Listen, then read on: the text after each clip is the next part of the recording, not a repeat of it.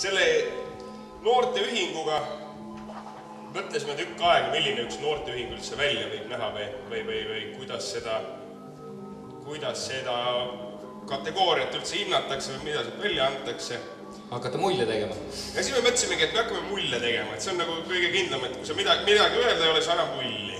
Ja siis me mõtlesime ka, et me teeme väikse mulli, et siis need noorteühingud, kui sellised, need on ju ka suhkused erinevad ja huvitavad ja kuna siin oli see kirjas, et mis on andnud märkimisväärselt panuse noorte osaluse edendamisel, järelikult peavad nad olema ka midagi sihukest head teinud ja aitavad noortel särada. Ütleme, et see on siin sihukene noor, teeme tal silmad ka pähe, noor missugune ja nüüd aitame tal siis särada.